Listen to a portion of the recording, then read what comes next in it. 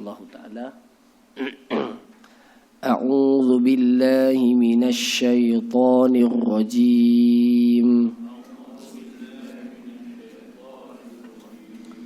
Ya ayyuhal muddaththir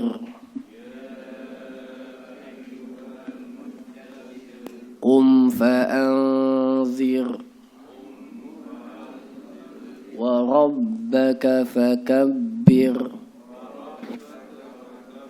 wa thiyabaka fatahhir warrujza fahjur wa la tamnun tastakthir wa li rabbika fasbir فإذا نقر في الناقور فذلك يومئذ يوم عسير على الكافرين غير يسير Sadaqallahul azim.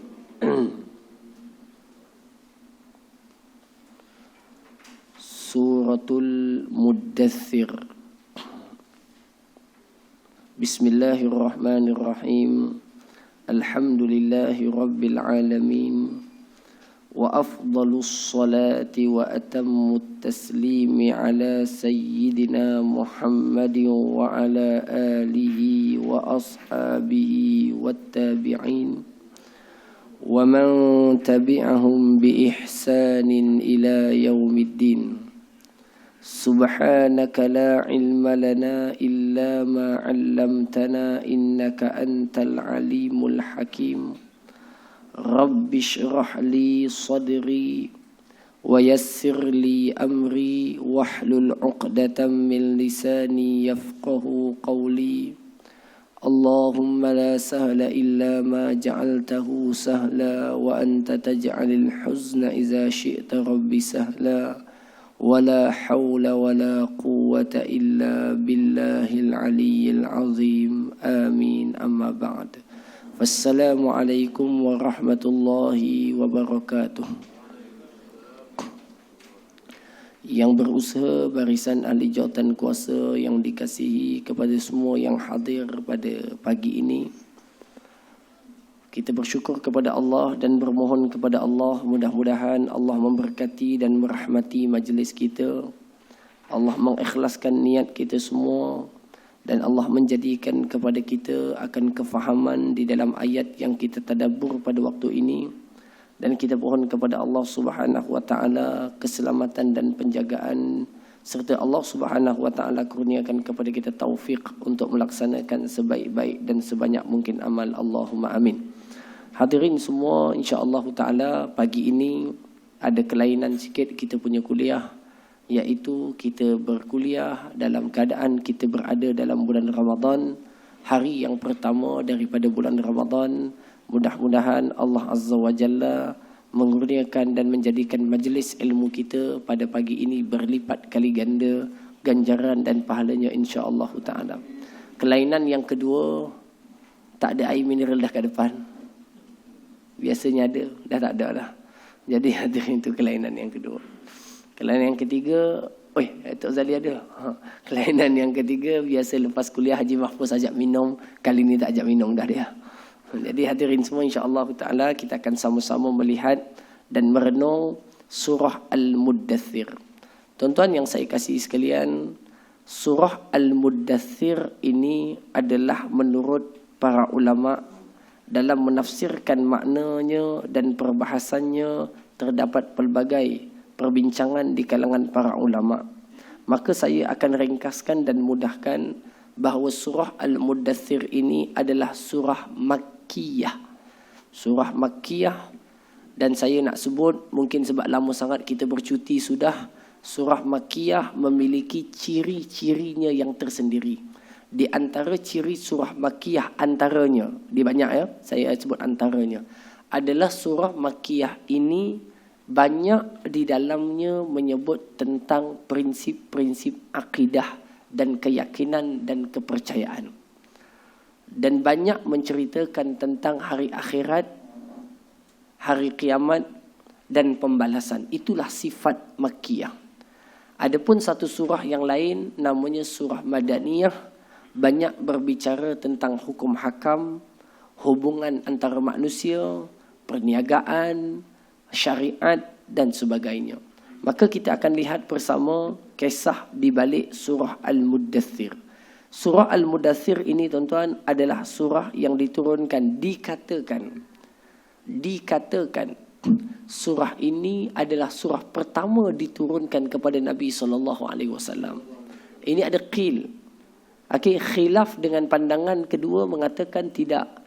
Yang pertama turun adalah Iqra bismi rabbikal ladzi khalaq. Iqra bismi rabbikal ladzi khalaq. Ianya tetap menjadi khilaf yang besar di kalangan para ulama. Cuma jumhur ni majority kata Iqra, minority kata ya ayyuhal muddathir. Tuan-tuan faham macam tu je lah. Baik. Apa kisah surah Al-Muddathir? Satu ketika, kalau kita ambil pandangan jumhur, bila ayat Iqra turun kepada Nabi SAW, ayat Iqra turun kepada Nabi SAW, Nabi pun macam yang kita ceritakan lah. Kemudian Nabi merasakan rindu pula dengan ayat yang lama tak turun dah. Faham tak? Ayat tu lama beberapa masa tak turun dah. Mula-mula kan jadi terkejut. Kemudian jadi rasa macam rindu pula terhadap ayat itu. Lalu Nabi pergi semula ke Gua Hira. Mudah-mudahan dapat lagi macam yang kali pertama itu turun. Ini ada beberapa kisah tuan-tuan. Saya cerita 2 kisah saja. Lalu Nabi pun pergi ke Gua Hira. Bila sampai ke Gua Hira, Nabi pandang ke kanan, pandang ke kiri. Bila pandang je ke atas, Nabi melihat malaikat. Malaikat besar sangat tubuhnya. Besar. Duduk di atas kursi. Duduk di atas kursi. Kan sebelum itu datang dalam bentuk manusia. Masa Iqra tu kan, yang peluk tu, dalam bentuk manusia. Kali yang kedua datang, Nabi teringinkan wahyu itu turun. Nabi pergi, Nabi melihat malaikat duduk dalam bentuknya, bentuk yang sebenar, di atas kursi. Kursi itu luas sangat, tinggi sangat. Tuan-tuan, baginda terkejut. Lalu pulang ke rumah dan katakan kepada isterinya, Dathiruni. Dathiruni. Dathiruni. Artinya apa? Selimutkan aku, selimutkan aku, selimutkan aku. Kali kedua walaupun ada persediaan tetapi terkejut sebab itulah kali pertama melihat malaikat dalam keadaannya yang asal. Malaikat besar tuan-tuan. Apatah lagi Jibril, besar sangat. Dalam keadaannya yang asal. Lalu baginda pun pulang ke rumah. Baginda kata kepada isterinya, Dathiruni. Dathiruni. Dathiruni tuan-tuan dalam bahasa Arab. Kalau tuan-tuan teliti dalam bahasa Arab, perkataan Dathiruni adalah kata jamak. Jamak maknanya apa? Kata suruh kepada ramai orang. Sedangkan Nabi suruh siapa? Nabi suruh siapa? Aisyah. Belum kahwin dengan Aisyah lagi waktu tu. Nabi hanya meminta tolong kepada isterinya Khadijah radhiyallahu anha seorang aja. Tetapi kata perkataan selimut itu digunakan perkataan jamak. Dathiruni, siruni, qumu, dathiru, di semua jamak. Okey. Kalau satu dathirini, satu. Dathiruni. Okey, antum tadassirini, begitu. Anti tudassirini. Banyak. Kenapa ulama mengatakan tuan-tuan tengok? Inilah seninya Nabi ketika berkata kepada isterinya. Nabi menggunakan perkataan jamak dan orang Arab kalau cakap seorang tapi gunakan ramai pada menunjukkan perkataan hormat yang tinggi dan besar.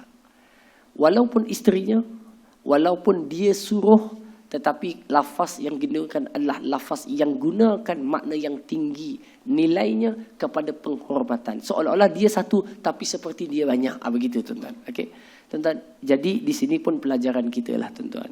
Kalau kita nak minta tolong orang, hatta isteri kita yang memang hidup dah lama 30 tahun dengan kita, 40 tahun dengan kita, maka paling tidak pun kita gunakan lafaz tolong ambilkan air. Janganlah ambilkan air, kan lain bunyinya kan. Ambilkan air dengan tolong ambilkan air. Wah, ini bulan puasa sebut air je ni tuan-tuan. Okey. Okey. Tolong ambilkan air. Tolong ambilkan kunci. Tolong tengokkan di luar. Jadi tuan-tuan, perkataan itu adalah satu kaedah yang diajarkan oleh Nabi kita SAW ketika Nabi bicara dengan Khadijah. Nabi kata kepada Khadijah, dathiruni, selimutkan aku. Sayyidah Khadijah selimutkan Nabi dalam keadaan keterkejutan itu. Kemudian dia renjiskan, percikkan dengan air sejuk. Maknanya air yang hening lah, bukan air panas, maknanya percikkan kepada Nabi SAW. Lalu tuan-tuan, sedang Nabi berselimut itu, turunlah firman Allah Ta'ala menyatakan tugasan pertama. Masa ayat Iqra' bismi rabbikal ladzi khalaq, ayat tu tak ada tugas lagi. Mana ada tugas? Ayat itu suatu pernyataan, bacalah wahai Muhammad, untuk diri Nabi. Kan? Iqra' bismi rabbikal ladzi khalaq, khalaqal insana min 'alaq, Iqra' wa rabbukal akram. Baca untuk Nabi. Tetapi bila sampai ayat Mudaththir, bermulalah tugasan Nabi untuk Nabi keluar kepada masyarakat membawa tugasan yang amat berat. Jadi sedang berselimut tu, tuan-tuan, turun wahyu firman Allah Ta'ala, ya ayyuhal mudaththir, wahai orang yang sedang berselimut. Ulama mengatakan, kenapa tak sebut wahai Muhammad? Betul tak? Panggil namanya. Atau wahai Rasul, macam ayat-ayat lain. Ya ayyuhar Rasul, wahai Rasul. Wahai Muhammad, ya ayyuhan Nabi, wahai Nabi. Tapi gunakan ya ayyuhal mudaththir. Nampak tak? Nampak tak kesannya itu? Maka turunnya ayat itu memberikan makna yang amat lembut kepada Nabi dalam keadaan walaupun ini tugasan besar, berat, tetapi Allah memanggil Nabi dalam keadaan Nabi sedang berselubung di dalam selimutnya, dengan mengatakan, wahai orang yang sedang berselimut. Okey, siapa itu? Nabi SAW. Wahai orang yang sedang berselimut. Perintah pun datang yang kedua, qum. Qum. Qum maknanya benar. Qum maknanya bangkit dan bangunlah. Qum ini fi'il amar. Qum ini fi'il amar.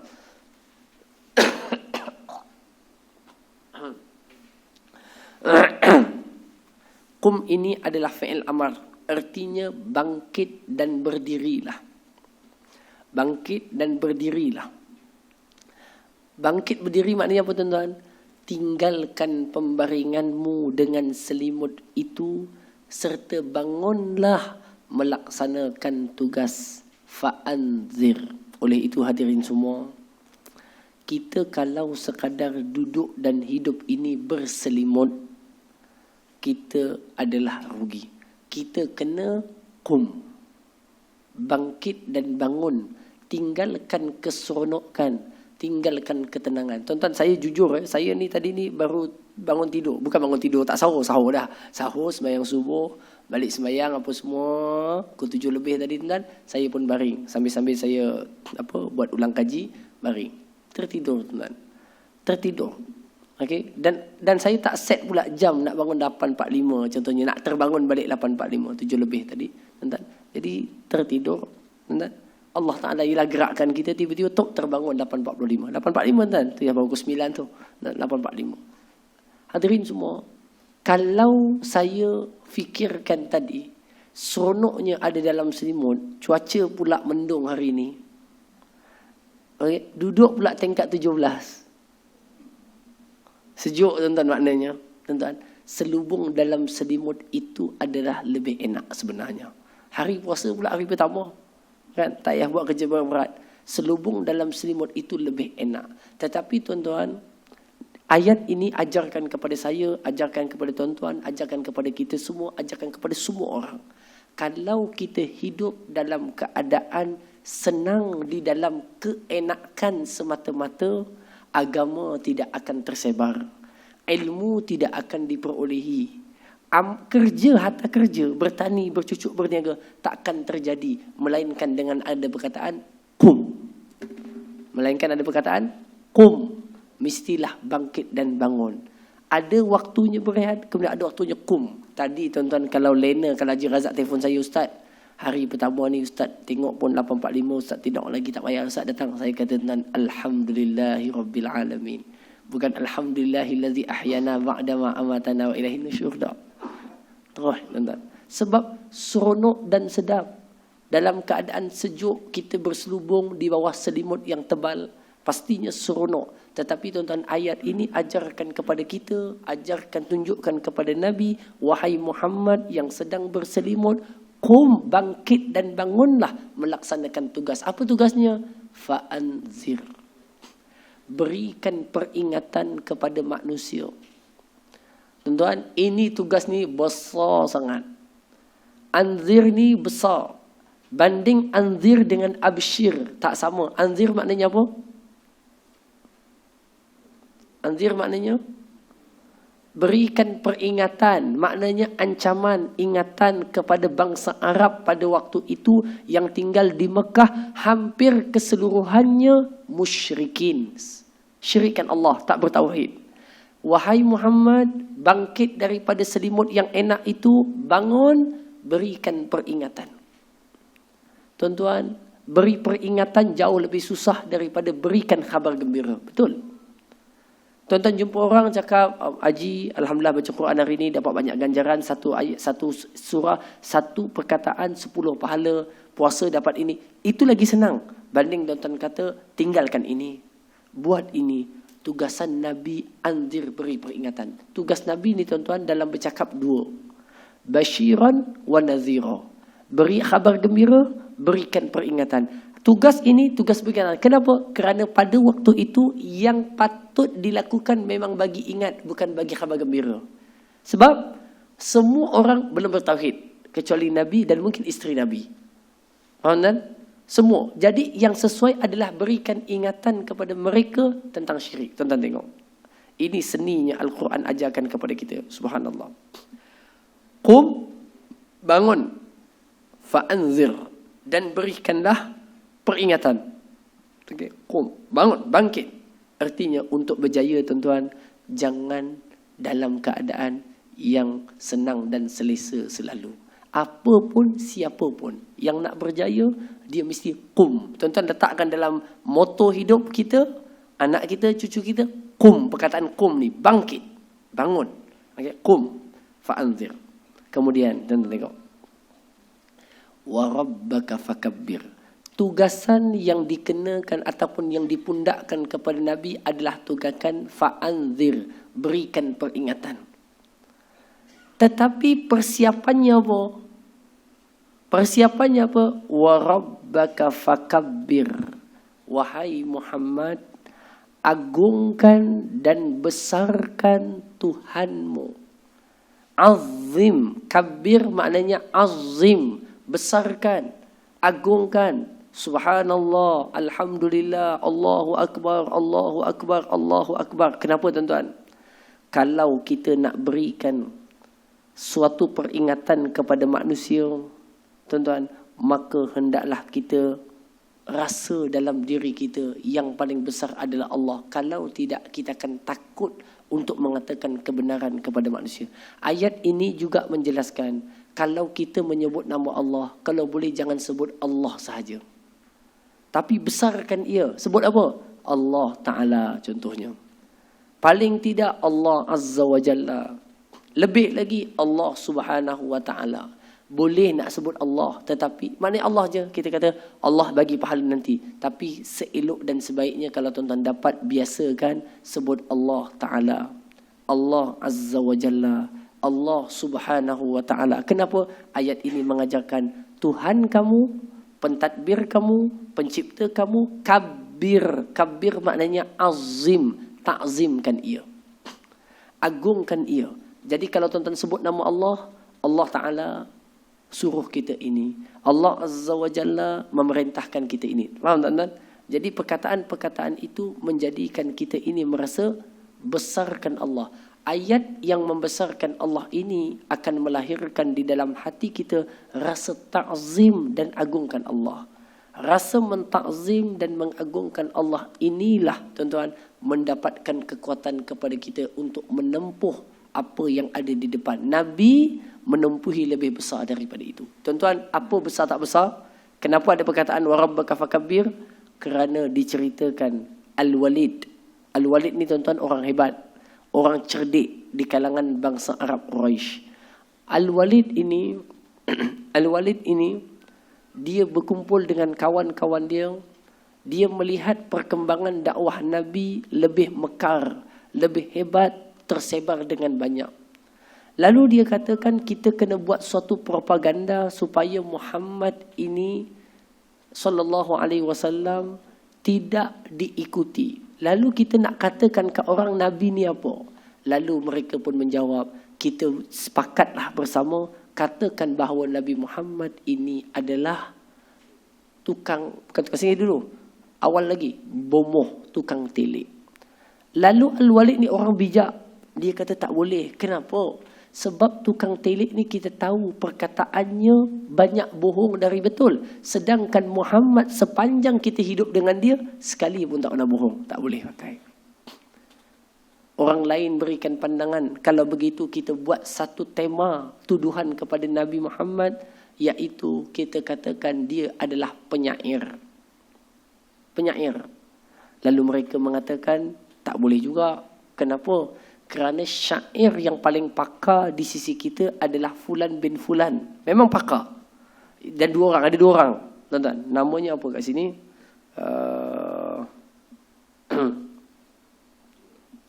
Jadi dua orang. Nama penyair terkenal di sisi bangsa Arab pada waktu itu. Okey, namanya Ibnul Abras. Okey. Ibnul Abras dan Umayyah bin Abi Salt. Okey.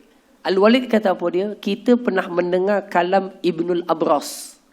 Kita juga pernah dengar perkataan Umayyah bin Abi Salt.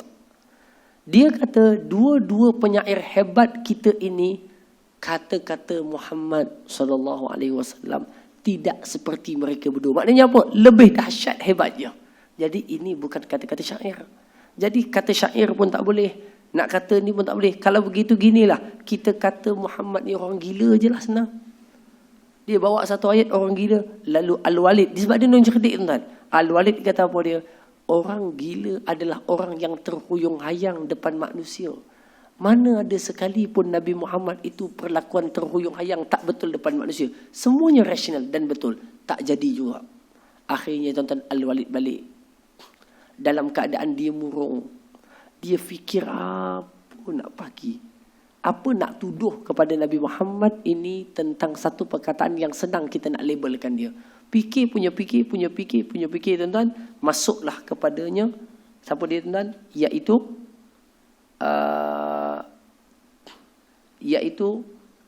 Abu Jahal. Abu Jahal tuan. Masuk kepadanya Abu Jahal. Lalu dia pun kata, apa hal kamu begitu tuan-tuan? Kata Al-Walid, dia kata apa? Aku sedang fikirkan apa benda nak kata kepada Nabi. Tuan-tuan tengok dia kata apa? Aku sedang fikirkan. Tuan-tuan, ayat ni nanti ada perkataan fikir merujuk kepada tindakan dia tadi. Tuan-tuan tengok pada ayat yang ke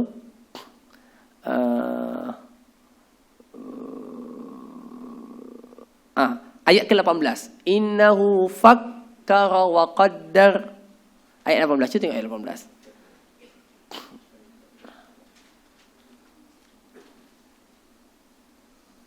Kan? Innahu fakkara wa qaddar. Nampak tak? Dan sesungguhnya dia fikir. Fakkara dalam bahasa Arab artinya fikir banyak kali. Dia fikir. Wa qaddar, cuba buat andaian. Nampak tak? Nampak? Innahu fakkara wa qaddar. Dia cuba fikir. Apa kita nak tuduh kat Muhammad ini? Wa qaddar, kita cuba andaikan. Banyak apa kita boleh andaikan. Itu adalah sifat Al-Walid pada waktu itu. Ini gambarannya pada waktu itu. Dia fikir dengan banyak. Tuan-tuan, Allah sebut apa? Kemudian setelah itu dia kata, kalau gitu beginilah. Kita katakan kepada orang bahawa Muhammad ini adalah tukang sihir. Baru masuk tukang sihir. Kenapa kita katakan tukang sihir? Lalu Abu Jahal ni sama-sama lah tuan dapat idea dengan kita katakan apa? Dengan sebab kedatangan Islam dan kedatangan Muhammad, bermulalah berpisah antara suami isteri. Tengok. Anak daripada bapanya, saudara daripada saudaranya. Sebab apa? Sebab bila seorang tu masuk Islam, dia kelahi. Bila anaknya masuk Islam, kelahi dengan ayahnya. Bila ayahnya masuk Islam, kelahi dengan anaknya. Tuan-tuan, sebab tak sama akidahnya. Suaminya masuk Islam, nanti dia terpaksa dipisahkan begitu. Tuan-tuan, jadi inilah perkataan yang diterima dan akhirnya mereka kata kepada Nabi, semua orang diviralkan Nabi Muhammad adalah tukang sihir. Tuan-tuan, Nabi bila dituduh begitu, ini baru mula nak bawa kerja Islam, baru dapat wahyu, baru nak buat kerja, tiba-tiba dapat tuduhan tukang sihir. Tuan-tuan, apa berlaku? Disebutkan dalam tafsir Ibnu Katsir, Al-Qurtubi, Nabi berada dalam keadaan yang sedih. Sebab itu ayat ini sebut akan apa? Wa rabbaka fakabbir. Dan Tuhanmu itu hendaklah engkau agungkan dan besarkan. Bila kebesaran Allah memenuhi relung-relung hati manusia, maka pada saat itu akan tegap dan teguhlah ia menghadapi segala perkataan-perkataan manusia. Betul-betul? Tuan-tuan buat kerja baik, kerja apa? Kerja tadarus, orang ngata. Tuan-tuan, tolong bersihkan masjid, cuci tandas, orang ngata, orang kata itu inilah, itu nak, nampak tuan? Macam-macam. Itu tu nak ngurat cleaner lah tu, saja-saja cuci tandas. Padahal nak ngurat cleaner. Allahu Akbar. Dituduh begitu dan begini. Manusia sedih, tetapi apabila dia ada kekuatan membesarkan Allah dalam hatinya, perkataan manusia takkan memudaratkan ia. Tuan-tuan tengok katanya apa lagi? Wasiyabaka fatahhir. Kamu nak keluar kepada manusia, berikan ingatan dan peringatan, maka hendaklah engkau wasiyabaka. Siyabaka maknanya apa? Dan pakaianmu atau bajumu wahai Muhammad, fatahhir, bersihkanlah. Allah. Tuan-tuan, ayat ni disyarahkan. Subhanallah. Ayat ni 1, 2, 3, 4 ni kalau tak silap saya, atau 5